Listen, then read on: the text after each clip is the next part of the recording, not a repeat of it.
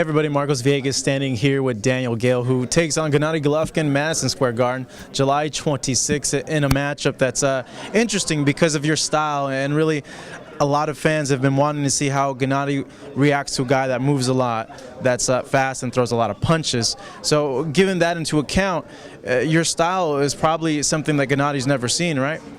Yeah, well, hopefully so. You know, I mean, Gennady's had a lot of amateur fights as well. I mean, he's been in there with some good fighters as well. So I mean, it's going to be a tough fight, but you know, I will make it very, very difficult. I think what I mentioned up on stage before, I'm not going out there to be just a challenge for him. You know, I'm going in there to win the fight. You know, I know my strengths are strong, and if I fight the way that I know that I can fight, you know, I can beat him. You know, a lot of people have mentioned, fans online, that he's good, but he hasn't fought anybody that is like high level. Do you buy into that as well? I mean, he's fought some good fighters, don't get me wrong, but you know, some of the guys, they do tend to stand in front of him, or they're a little bit sort of worried about his power. I mean, against a guy like Golovkin, you can't do that. You can't give him too much respect. You have to go out there and fight your fight. And you know, he has shown he is susceptible to being hit. He drops his guard because he relies on that power. He knows if he hits you, he's going to hurt you. But in the meantime, if you know, he gets hit with big shots, you know, things will change. You know, and I do throw a lot of punches. My power's improving. It has improved a lot, probably since the Barker fight. So you know, that gives me a little bit of excitement for the 26th of July. Is there a part of you that kind of wants to see, kind of want to get hit with the flush shot to, you know, to see if, hey, you know, is it true? Is this guy like a murderous puncher, or can I handle something like that because I have that much confidence in myself? Man, I do have confidence in myself, but you know, when I get in the ring with anybody, you know, I don't want them to hit me. I don't care whether they're the lightest puncher in the world or the heaviest puncher. I don't want them to hit me. Yeah. You know, my goal is to make them miss. You know, defend.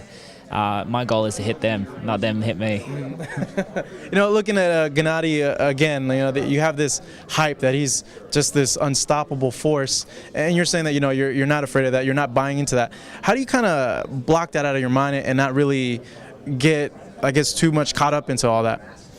I guess the big thing is you have to be, you know, worrying about the things that you can control. You know, I'm worried about getting myself in the right condition, getting myself in the right frame of mind. I'm not worried about, you know, the guy that I'm up against. You know, I'm you know, aware of his strengths and weaknesses. But if I waste too much energy, you know, worrying about how strong he is, how powerful he is, you know, that's detracting from myself, and you know, I'm going to get beaten, and that's not going to happen. I'm going to focus fully on myself. I know I've got the ability to be able to beat him. You know, I just have to go out there and do it. You mentioned earlier that your power is improving, everything's improving. What do you most attribute that to?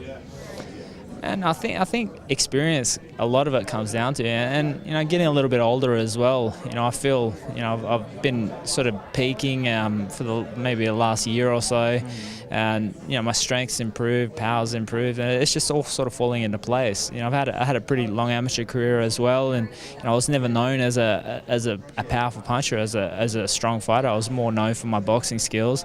You know, I've only been developing probably in the last 4 or 5 years, you know, my power. I've been able to sit down on my punches and hurt people more consistently, and you know, I'm enjoying that part of it. But you know, it's not going to take away any of my boxing skills. You know, I'll never forget any of that. It's just adding that extra power, which, you know, which gets me excited. You know, it gets me excited about fighting anybody, but you know, fighting at Madison Square Garden, you know, against a guy that, you know, is rated, you know, #1 in the division. You know, that's what it's all about. You know, he hasn't fought past, I think, like the 7th or 8th round. And given your experience and your style, do you think, you know, that you could take him to 12 rounds? 100%. Yeah, 100%. You know, I know.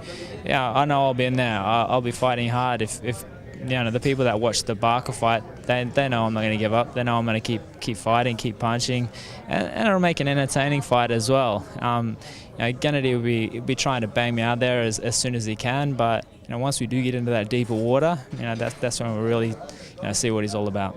Come on, July 26th. How are you going to beat Gennady Golovkin? And I'm going to fight my style. I'm going to fight my fight.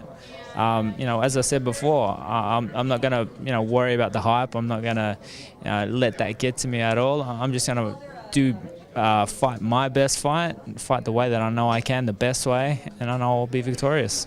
Daniel can't wait. Goes down July 26th. The man right here taking on Gennady Golovkin, Madison Square Garden on HBO.